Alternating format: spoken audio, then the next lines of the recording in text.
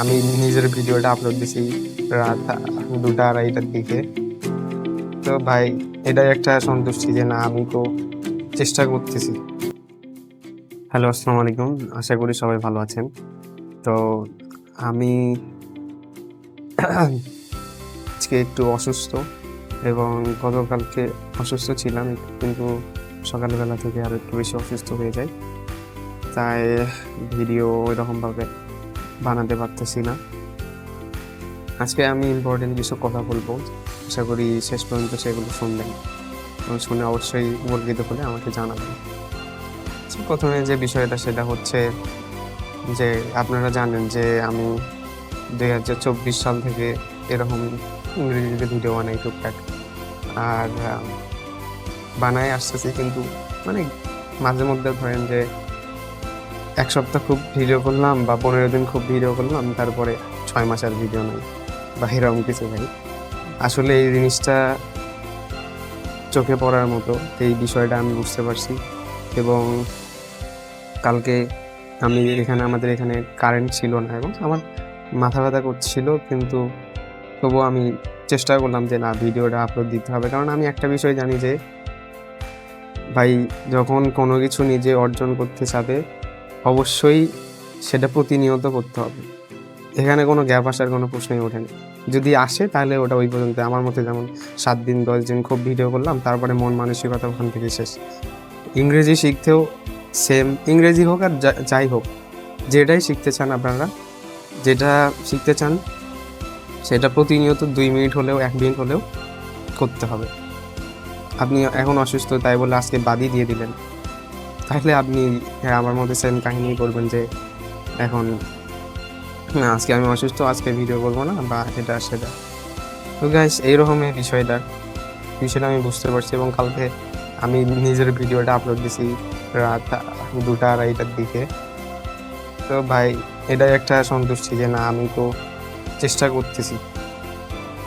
এই চেষ্টাটাই অনেক। এখন এইভাবে চেষ্টা করে যেতে চাই।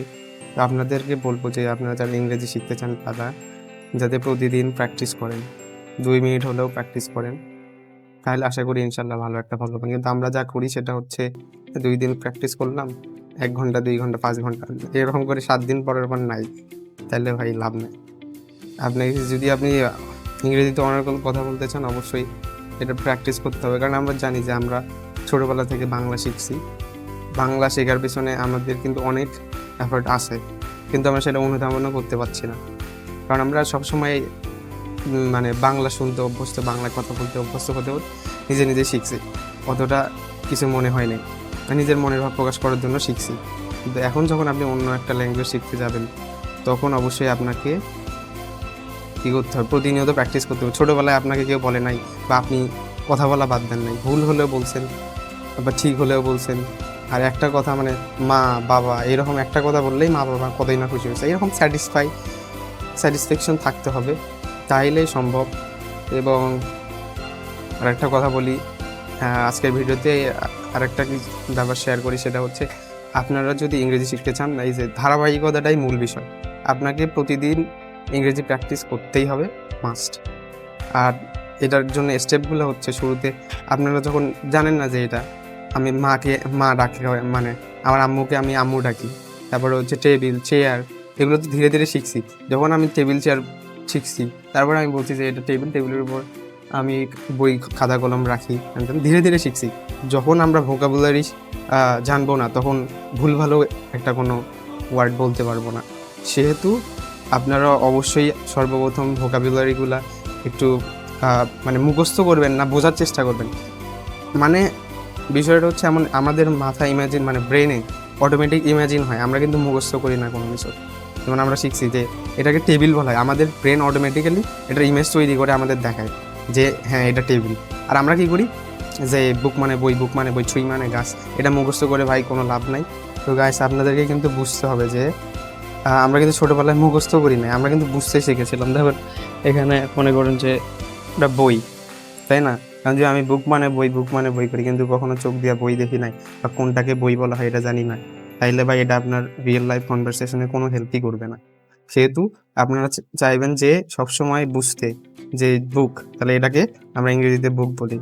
সেমভাবে ভোকাবুলারিগুলো করবেন, মানে শিখবেন, মুখস্থ করবেন না, কারণ মুখস্থ করলে ভাই ভুলে যাবো, এটাই স্বাভাবিক।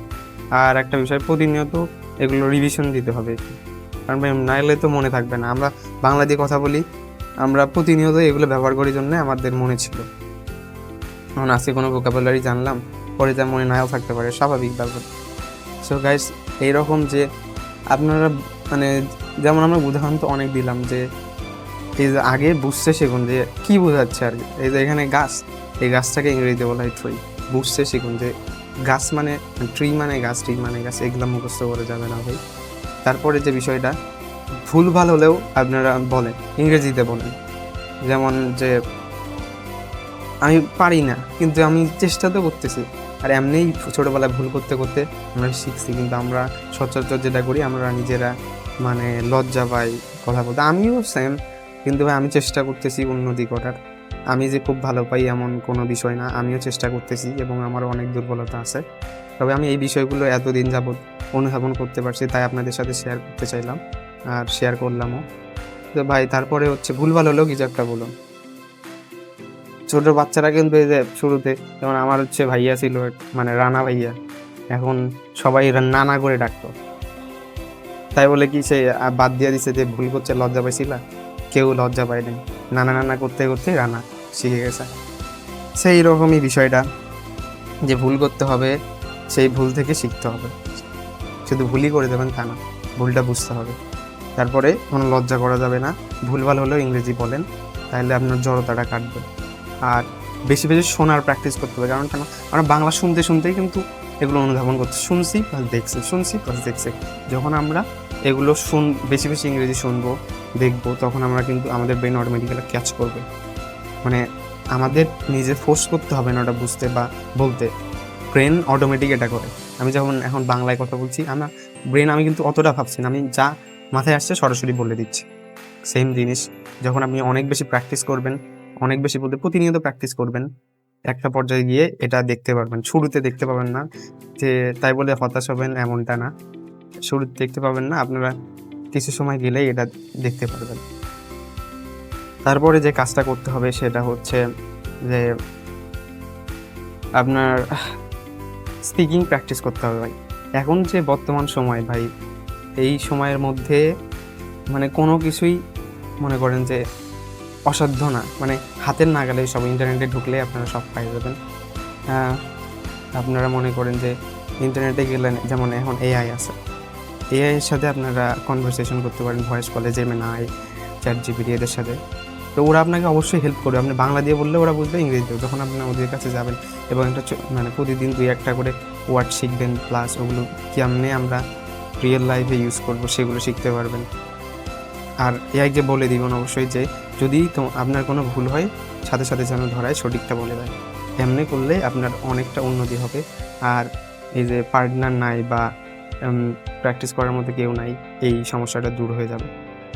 তো এমনিই আপনাদের প্রতিনিয়ত করতে হবে। তারপরে হচ্ছে ভাই রাইটিংয়ের দিকটাও একটু দেখতে হবে, কারণ যখন আমরা রাইটিং ভাবতে শিখবো, রাইটিংয়ের ক্ষেত্রে যখন আপনি যখন লিখবেন কোনো কিছু, কতটা সুন্দর করে লেখা যায়, এই বিষয়গুলো দেখতে হবে। প্রতিনিয়ত 1 পেজ 1 লাইন হলে, মানে 1 লাইন হলেও লিখুন যে আমি আজকে অনেক খুশি, I am very happy now, I am very happy today. So guys, এইরকম যে ভুল করলাম তাতে যে আমাকে আটকে থাকতে হবে এমন কিছু না, ওখান থেকেই শুরু করতে হবে। সো আশা করি আপনারা বুঝতে পারছেন। সো এই কয়টা স্টেপ যদি আপনারা ফলো করেন এবং প্রতিনিয়ত করেন, আশা করি ইনশাল্লাহ আপনারা ভালো কিছু করতে পারবেন। সো এটাই। আর আমার জন্য দোয়া করবেন। একটু অসুস্থ আছি, আলহামদুলিল্লাহ এখন একটু সুস্থ। সো তাই ভিডিও একটু বললাম, তবুও একটু সমস্যা হচ্ছে, মানে বারবার আসতেছে জ্বর, তবুও ভাই ভিডিও করলাম, কারণ আমি জানি ভাই ধারাবাহিকতা ধরে রাখতে হবে। আর যখন আপনি কোনো ব্যাপারে সিরিয়াস হবেন, প্রাকৃতিকভাবেও বিভিন্ন কিছু আপনার সামনে বাধা হয়ে দাঁড়াবে। এই বাধা যখন দাঁড়াবে না, তখন আপনি সহজে যখন পাইয়ে যাবেন, তখন তো ওটার মূল্য থাকবে না। সো আমি সব কিছুর জন্যই তাই বলি আলহামদুলিল্লাহ, যেটা হয় অবশ্যই ভালোর জন্যই হয়, আল্লাহ ভালোর জন্যই করে। তো এটাই গাইস, আশা করি এই ভিডিওটা আপনাদের অনেক উপকারে আসবে। আর যারা শেষ পর্যন্ত দেখলেন তাদেরকে অসংখ্য ধন্যবাদ এবং অনুরোধ করব যে এই বিষয়গুলো মাথায় রাখবেন।